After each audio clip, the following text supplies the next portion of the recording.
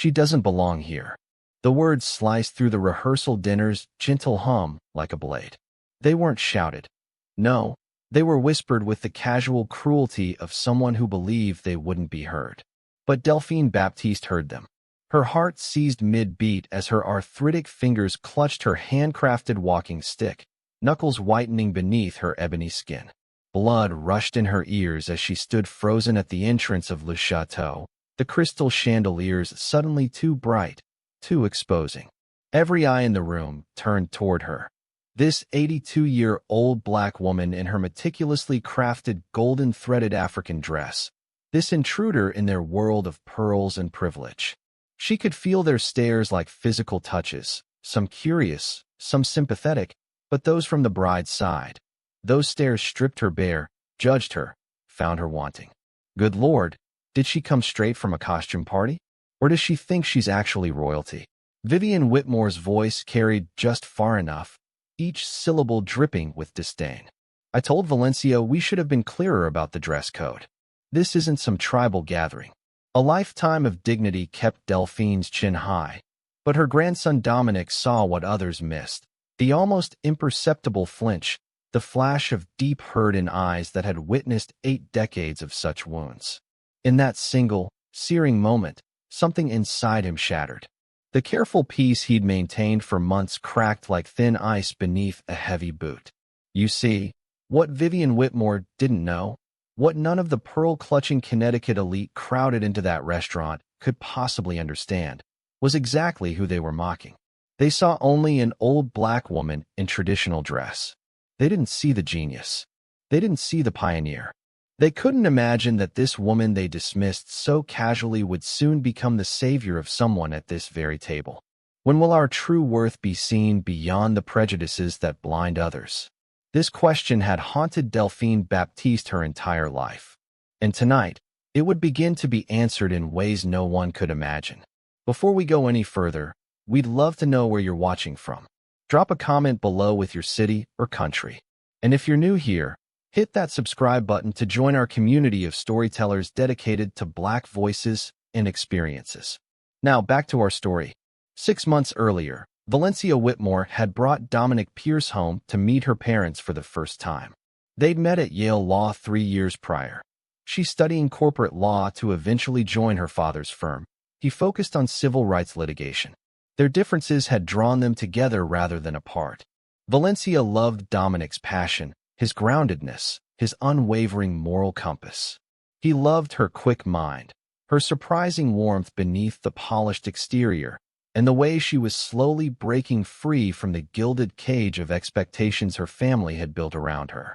They'll love you, Valencia had assured him as they drove up the tree-lined driveway to the Whitmore estate in Greenwich. Just be yourself. Which self? Dominic had asked with a half-smile. The Yale Law Review editor? The former high school basketball captain? Or the black man from Southside Chicago who's dating their daughter? The question hung between them, neither wanting to acknowledge the unspoken truth. This would be a test. And not just for Dominic. Harrison Whitmore, Valencia's father, was third-generation old money, banking, investments, connections that ran through every corridor of power in the Northeast.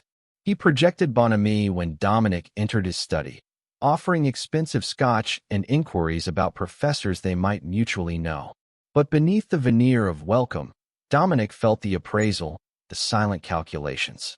Harrison's questions eventually circled to Dominic's family, his background, his people, each query seemingly innocent yet loaded with presumption. Southside Chicago, Harrison had repeated, swirling his scotch. That must have been challenging. Your parents managed to keep you on the straight and narrow, I see. My grandmother, actually, Dominic had corrected him. My parents died when I was 7. Car accident. Grandmother Delphine raised me. She's the reason I'm at Yale. Remarkable, Harrison replied, though his tone suggested he found it unlikely. And what did your grandmother do for a living? She worked in a laboratory for many years. Before that, she was a teacher. That much was true, but far from the whole story. Some truths were too precious to risk in this first meeting, when Harrison Whitmore's smile never quite reached his eyes. Over the following months, As the relationship between Dominic and Valencia deepened toward engagement, a careful dance had developed between the families. The Whitmores were unfailingly polite in their limited interactions with Dominic's family, though there was always something performative about their inclusivity. They'd mention their charitable work in urban communities or their company's diversity initiatives, as if preemptively defending themselves against accusations no one had made. Delphine watched it all with quiet wisdom whenever she visited from Chicago.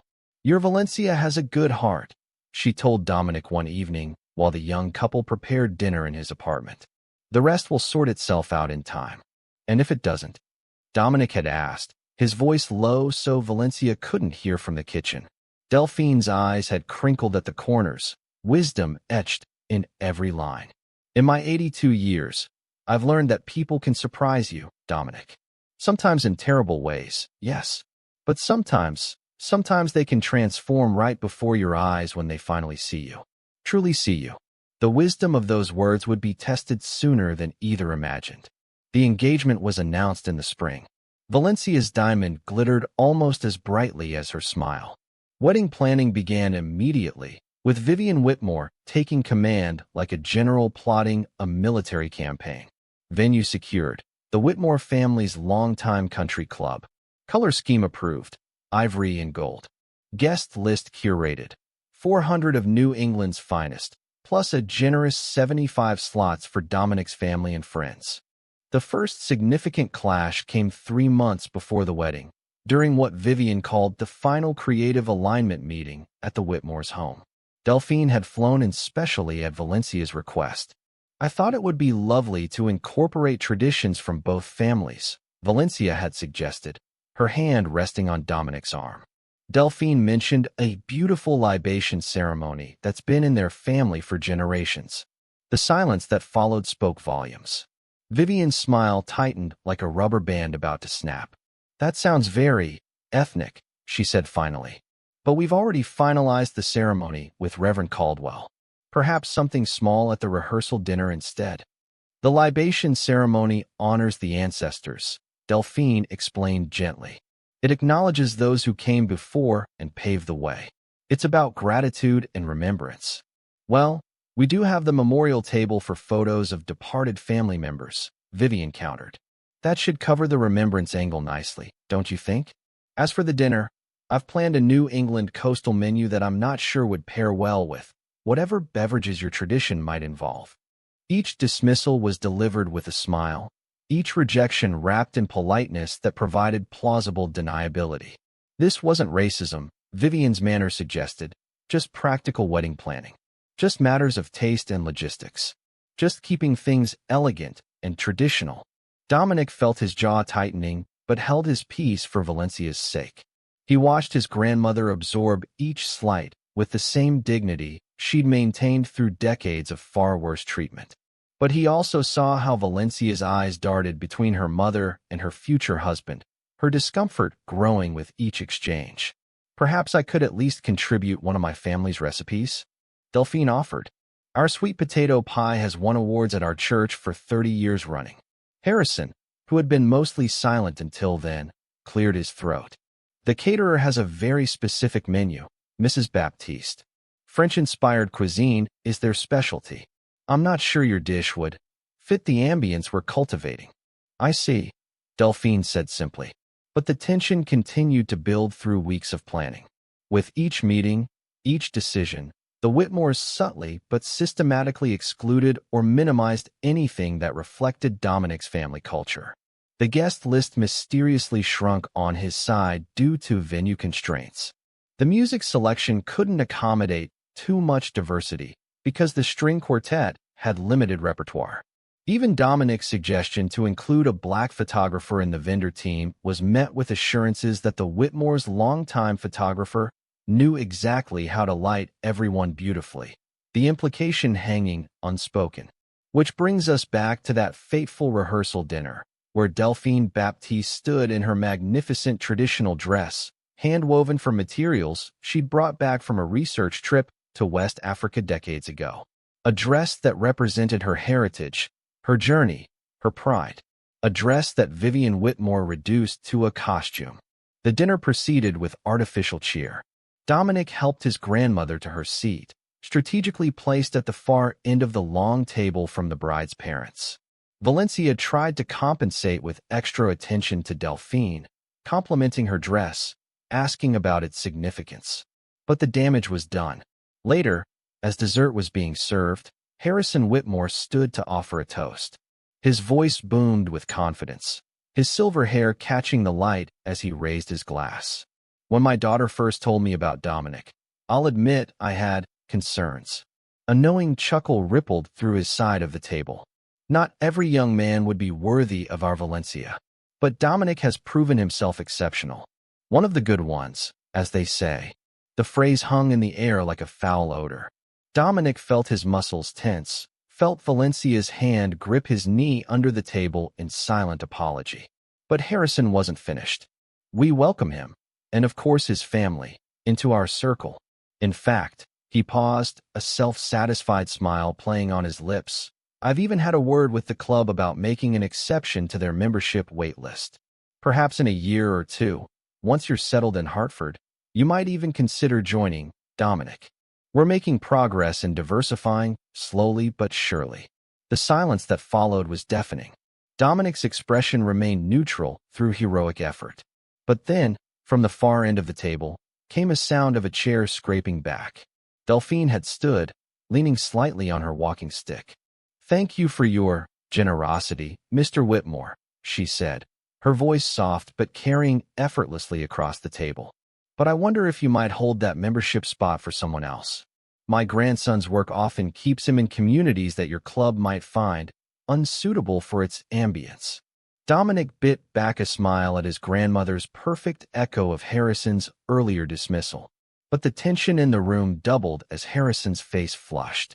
Before anyone could respond, Vivian leaned toward the woman next to her and whispered audibly, "Did we accidentally seat her with the guests?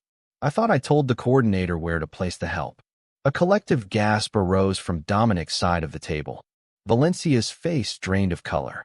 And Dominic, calm, measured Dominic, who had navigated countless hostile courtrooms, finally snapped. He stood so abruptly his chair nearly toppled. "The help?" His voice was low, controlled, but vibrating with fury. "That help you're referring to has more education, more accomplishments, and infinitely more class than anyone at this table could hope for." "Dominic, please," Valencia started, rising to stand beside him. "No, Valencia. This has gone far enough. Your mother just called my grandmother. The woman who raised me, who put me through college working double shifts, who has endured more indignities than your family could imagine. The help." Vivian's face had gone from flushed to ashen. "I didn't mean, you misheard. We all heard exactly what you meant, Mrs. Whitmore," Dominic cut in. "And I've spent the last 6 months pretending not to hear it. For Valencia's sake. But I can't do that anymore." He turned to his grandmother. "Delphine, I'm taking you back to the hotel." "Dominic, wait." Valencia cried, tears now streaming down her face. "Please don't go like this. Mom, you need to apologize right now." But Vivian sat frozen, caught between embarrassment and indignation. Harrison stepped forward, his businessman's instinct for damage control kicking in. "Now let's all calm down. I'm sure Vivian misspoke. We're all a bit tense with the wedding tomorrow." "The wedding?" Dominic echoed, the words hollow. "I'm not sure there's going to be a wedding anymore." With that, he gently took his grandmother's arm and guided her toward the exit, leaving stunned silence in their wake. Valencia followed them outside, catching up in the parking lot. "Dominic, please," she begged, her voice breaking. "Don't throw away everything we have because of one horrible comment. I know my mother was wrong. Inexcusably wrong." "It's not just one comment, Valencia," Dominic replied, helping Delphine into the passenger seat of his car. "It's been death by 1,000 cuts since the day we got engaged. Every dismissal, every well-meaning suggestion that erases my family's culture. And I've swallowed it all because I love you. But I won't stand by while they disrespect the woman who made me who I am." Valencia turned desperately to Delphine. "Please, Delphine, tell him not to do this. I love him. I want to marry him tomorrow." Delphine looked at the young woman, tear-streaked and shaking in her designer dress. For a moment, her stern expression softened. Child, sometimes love isn't enough. Sometimes respect has to come first. As Dominic closed the car door, Valencia gripped his arm. What do I need to do? Tell me, and I'll do it. I'll call off the wedding planner, start over completely. Anything. Dominic looked at the woman he loved, torn between his heart and his dignity. I don't know, Valencia. I honestly don't know if we can move forward from here.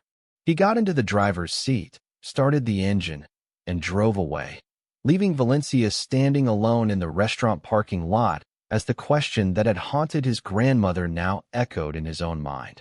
When will our true worth be seen beyond the prejudices that blind others? Have you ever had your worth judged before someone truly knew your story? Drop a comment below and subscribe to join our community of voices being heard. Now back to Delphine's story. Back at the hotel, Delphine Baptiste sat alone in the quiet of her room.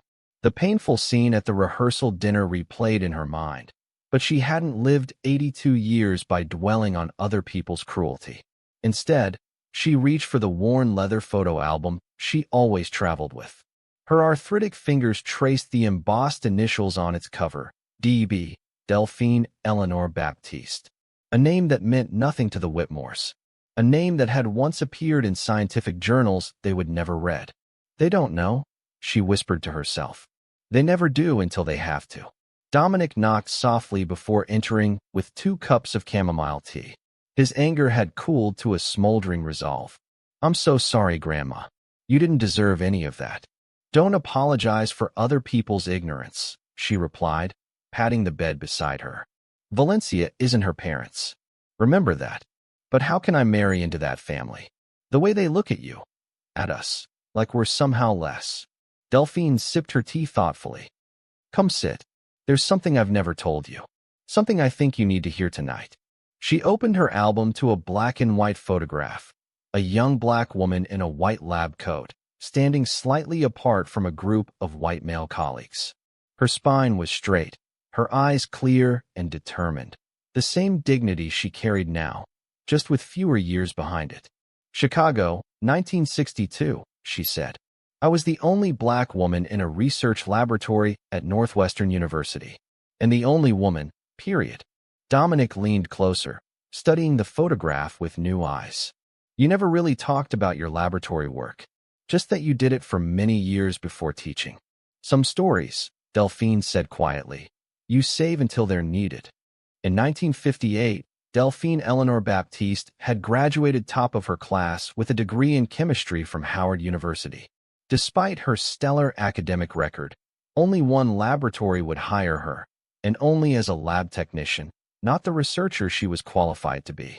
The position at Northwestern came from a single professor willing to look past her skin color and gender, a Dr. Albert Hammond.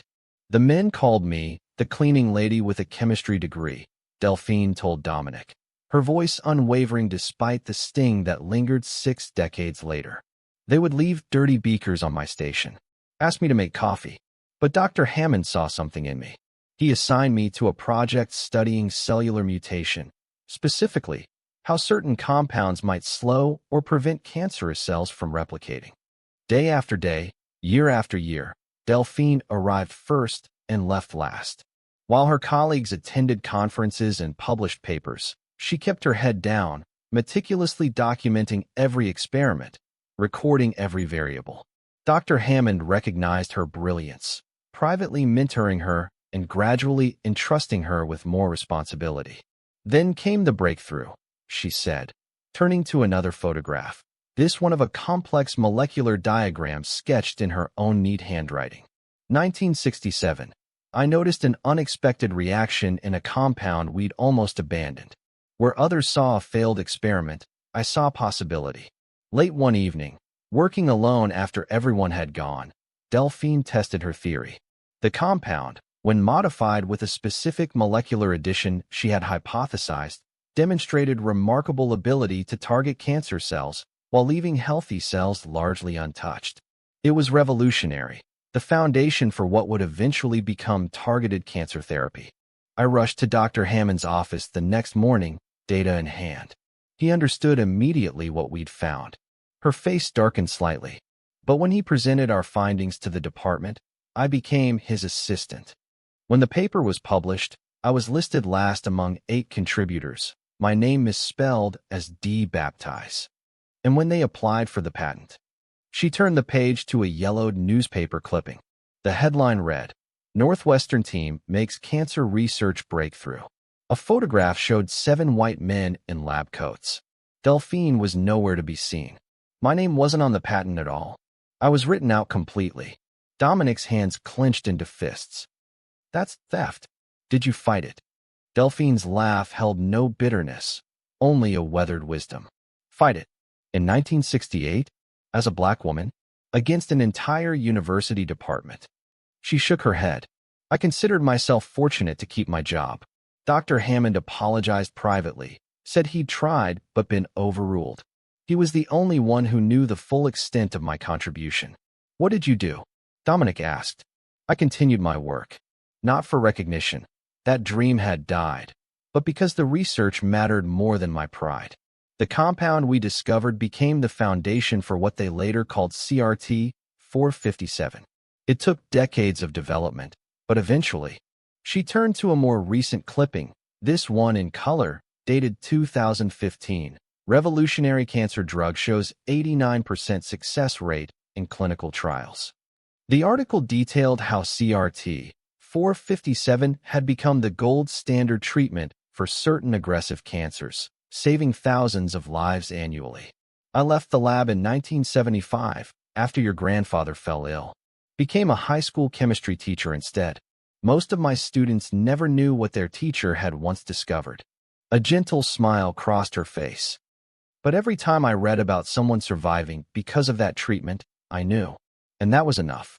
Dominic sat in stunned silence, processing this revelation about the grandmother who had raised him.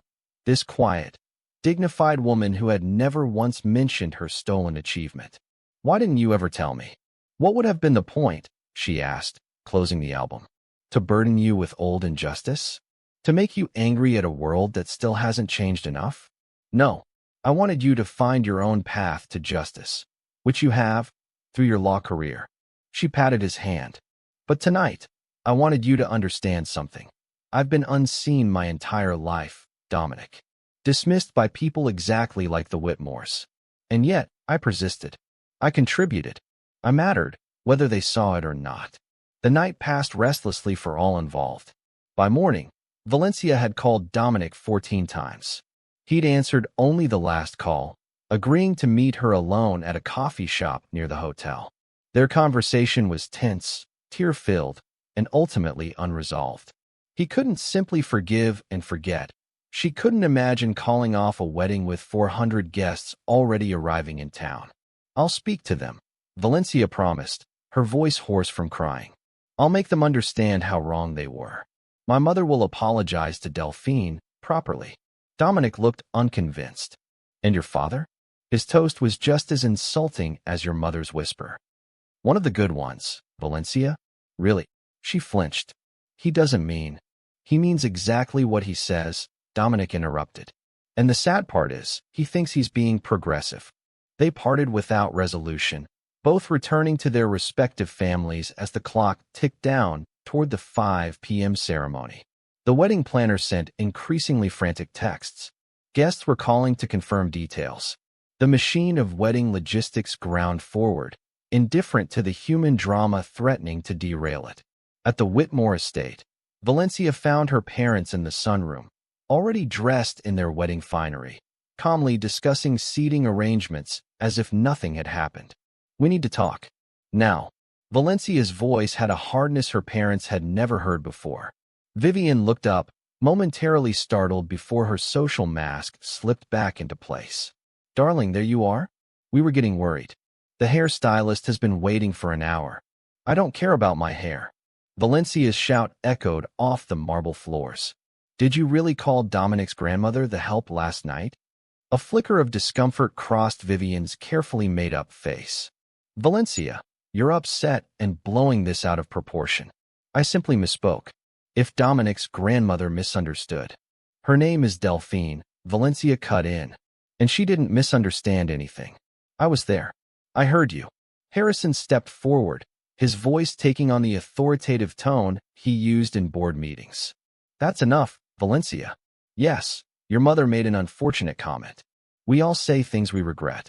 But Dominic's reaction was completely disproportionate. Walking out of the rehearsal dinner? Threatening to cancel the wedding? It's childish and manipulative. Manipulative? Valencia echoed in disbelief. He was defending his grandmother's dignity. Oh, please, Harrison scoffed, his facade of tolerance finally cracking. They've been looking for offense from day one. The constant demands to change our wedding plans to accommodate their cultural preferences. The thinly veiled accusations every time they don't get their way. Their cultural preferences? Valencia repeated, her voice rising. You mean like wanting a 5-minute ceremony to honor their family traditions? Or including a single dish that represents Dominic's heritage? Those unreasonable demands. Vivian waved a dismissive hand. We've been over backwards to make them feel included. Your father even offered Dominic membership at the club. Do you know how many strings he had to pull for that? Valencia stared at her parents, truly seeing them perhaps for the first time. Do you even hear yourselves? You think you're being generous by offering to let him into your exclusionary club as an exception? By tolerating his presence? His family's presence? Now you're being dramatic, Harrison said with growing irritation. This isn't about race. It's about standards. About respecting certain ways of doing things. His grandmother showed up to a formal dinner looking like she was headed to a carnival. What were people supposed to think? She was wearing traditional African dress, Valencia said through clenched teeth. A magnificent handcrafted gown that holds deep cultural significance. Well, this is Connecticut, not Africa, Harrison snapped, his patience finally exhausted. When in Rome, one does as the Romans do. If they can't be bothered to respect our customs, our standards, why should we bend over backwards for theirs? Some people simply need to understand their place in the world. The words hung in the air like poison, impossible to take back. Valencia took a physical step backward, as if struck. Their place, she whispered. Is that really how you see them? As less than you? As beneath you? Harrison's momentary silence was all the confirmation she needed. The wedding starts in 4 hours, Harrison finally said, his voice tight. Whatever issues you and Dominic have, I suggest you resolve them quickly. We have guests flying in from around the world. The governor is attending, for God's sake.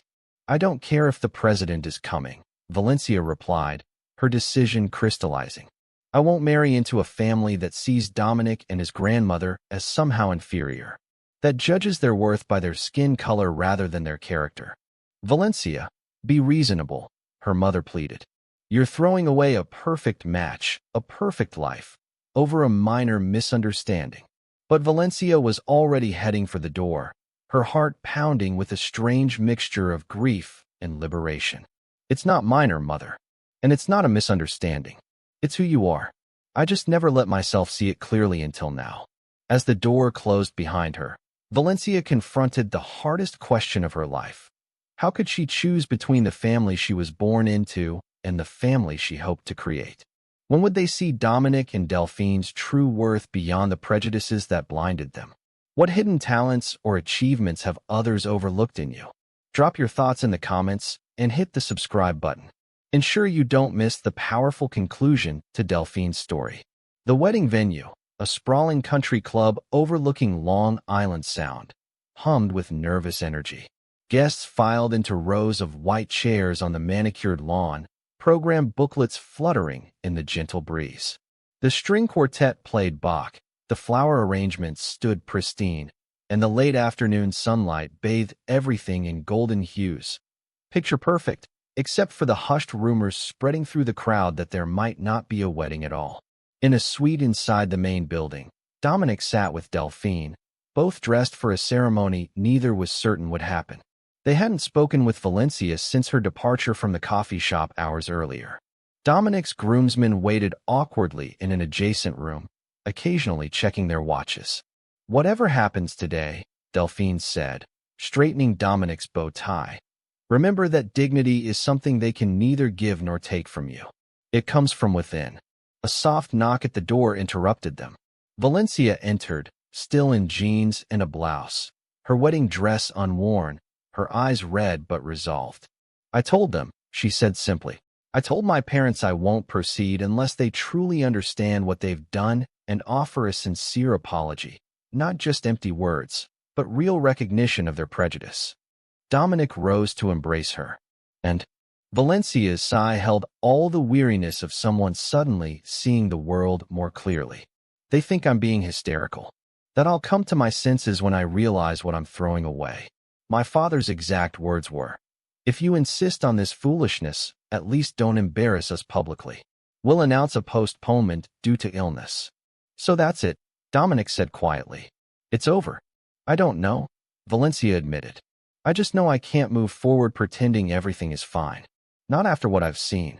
She turned to Delphine. "I am so sorry for how they've treated you. How I allowed it to happen by saying nothing until now." Delphine took Valencia's hands in hers. "Child, recognition of blindness is the first step towards sight.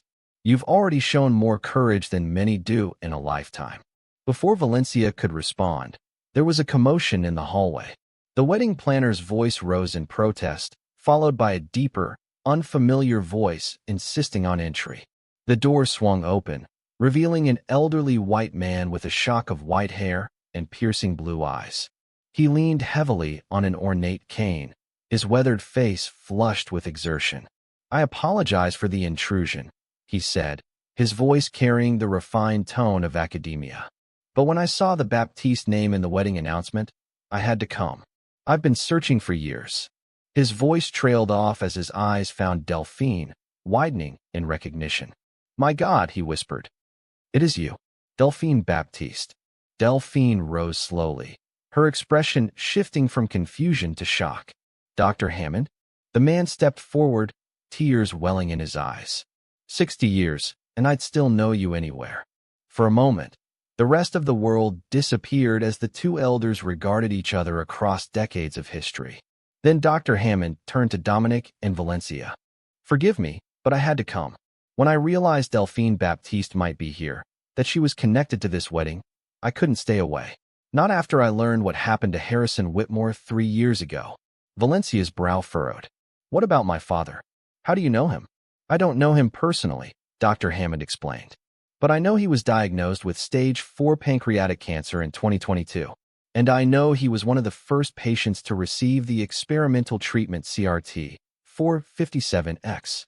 He turned back to Delphine. "The treatment that wouldn't exist without this woman's brilliance." The room fell silent. Valencia's breath caught. "What are you saying?" Dr. Hammond reached into his jacket, withdrawing a yellowed scientific journal. "I'm saying that your father's life was saved by a breakthrough Delphine Baptiste made in 1967. A discovery she was never properly credited for." His voice dropped with shame. "A discovery I failed to ensure she received recognition for, to my eternal regret." "That's not possible," Valencia whispered, though uncertainty had crept into her voice. "Pancreatic cancer. 3 years ago," Dominic said slowly, the pieces clicking into place as he recalled his grandmother's album. "CRT 457. Your father survived what's typically a death sentence because of a treatment that evolved directly from my grandmother's work." Dr. Hammond nodded solemnly. "The man who dismissed her as beneath him owes her his life." The revelation spread through the venue like wildfire. In the bridal suite, Harrison and Vivian Whitmore had been summoned to what they assumed would be a final attempt at reconciliation. Instead, they found themselves face-to-face with Dr. Albert Hammond, Professor Emeritus of Biochemistry, clutching scientific journals, patent documents, and incontrovertible evidence of Delphine Baptiste's erased legacy. "CRT 457, Dr. Hammond repeated, his voice steady as he faced the ashen-faced Harrison. "The modified compound that specifically targeted your pancreatic tumors without destroying surrounding tissue. The treatment your doctors called miraculous." That miracle began in Delphine Baptiste's mind. Her insights, her work she was never credited for because of the color of her skin. Harrison stood frozen, his carefully constructed worldview crumbling. "There must be some mistake." "There's no mistake," Dr. Hammond cut in sharply. "I was there. I witnessed her brilliance firsthand. And I've spent decades trying to right this wrong." He gestured to the documents spread before them. I finally succeeded in having the scientific record amended last year. Delphine's name has been added to the original patents and publications. But I never knew where to find her to tell her in person until I saw the wedding announcement. Vivian sank into a chair, her social mask finally shattered. You're telling me this woman, Dominic's grandmother, is the reason my husband is alive today? I'm telling you, Dr. Hammond replied, that the woman you called the help is the reason hundreds of thousands of people are alive today, including your husband. Harrison's face had lost all color. He looked at Delphine, really looked at her, perhaps for the first time. Not as a stereotype, not as an intrusion into his world, but as a human being who had altered the course of countless lives, including his own. When he finally spoke, his voice cracked with emotion. Why didn't you say something? All these months, through all the wedding planning, why didn't you tell us? Delphine's expression remained serene, dignified. Would you have believed me, Mr. Whitmore? Or would you have seen it as an attempt to elevate myself in your eyes? She shook her head gently. Besides, my work was never about recognition. It was about saving lives, even the lives of those who would never see my humanity. The weight of her words hung in the air, more damning than any accusation could have been. Harrison Whitmore, powerful, privileged, accustomed to respect, found himself utterly humbled before this woman he had so casually dismissed. Slowly, deliberately, he crossed the room and knelt before Delphine Baptiste, not out of condescension, but profound respect. I have never been so wrong about another human being in my life, he said, his voice thick with regret. My prejudice blinded me to your worth, your contributions, your dignity. I owe you more than my life. I owe you an acknowledgement of your humanity that I failed to give. I am deeply, profoundly sorry. The apology, so raw and unexpected, seemed to release something in the room. Valencia wept silently. Dominic stood watching, his skepticism gradually giving way to cautious hope. Stand up, Mr. Whitmore, Delphine said finally. Knees aren't meant to bear the weight of reconciliation. That burden belongs to the heart and mind. As he rose, Harrison turned to Dominic, extending a hand that trembled slightly. I've been wrong about so many things. If you can find it in yourself to forgive us, to still consider joining our family, I would be honored to call you my son-in-law. Dominic looked to Valencia, whose eyes held both tears and a question. He turned to his grandmother, whose slight nod conveyed volumes. The wedding has always been secondary to the marriage, Dominic said finally. And a marriage should be built on truth, respect, and recognition of each other's full humanity. He took Valencia's hand. If we start from there, today, then yes, I still want to marry your daughter. The ceremony began an hour late, but none of the guests complained once they understood why. Harrison Whitmore himself took the microphone before the processional began, sharing a shortened version of Dr. Hammond's revelation and offering a public apology to Delphine Baptiste, not just for last night's insult, but for a lifetime of blindness to Black excellence and achievement. The wedding proceeded, transformed. The planned program was set aside as Delphine was invited to lead the libation ceremony she had originally suggested, honoring ancestors on both sides of the family. Dominic and Valencia exchanged vows beneath an arch hastily adorned with fabrics reminiscent of Delphine's dress. The string quartet, after hurried consultation with Dominic's cousins, managed a passable rendition of a song from his childhood church. At the reception, Delphine's sweet potato pie appeared alongside the French pastries, served by a humbled Vivian herself. Dr. Hammond offered a toast recounting Delphine's scientific contributions, bringing the assembled guests to their feet in thunderous applause for the unassuming grandmother who had saved countless lives, including that of the father of the bride. 1 year later, the extended family gathered again, this time at the dedication ceremony for the Delphine Baptiste Research Fellowship for Underrepresented Scientists. Funded by the Whitmore Foundation, the program would ensure that brilliant minds from all backgrounds receive the recognition and support they deserved. Harrison, now cancer-free for 4 years thanks to Delphine's breakthrough, stood at the podium. My life was saved twice by Dr. Delphine Baptiste, he said to the assembled crowd. Once through her scientific genius that led to my cancer treatment, and once through her dignity and forgiveness, which opened my eyes to my own prejudice. Beside him, Delphine stood tall, her hand resting on a framed copy of the amended patent that now properly bore her name. At a nearby table sat Valencia and Dominic, their newborn daughter sleeping peacefully in Valencia's arms. Ellie Baptiste Pierce Whitmore, named for the great-grandmother whose quiet persistence had changed not just medicine, but an entire family's understanding of worth. As Delphine looked out at the gathered faces, black and white, young and old, united in celebration of long-overdue recognition, she finally had her answer to the question that had haunted her for decades. When will our true worth be seen beyond the prejudices that blind others? Not always in our lifetime. Not always when we deserve it. But truth has a power that outlasts prejudice. And recognition, when it finally comes, can transform not just the recognized, but those who learn to truly see. If this story moved you, please give it a like and consider subscribing. We tell these stories to shine light on truth and hope, and your support helps keep them coming. How has seeing someone's true worth changed your perspective? Have you or someone you love experienced something similar? Share your thoughts or your own stories in the comments. Your voice matters in our community. Thank you for joining us on this journey of resilience and recognition. See you in the next video.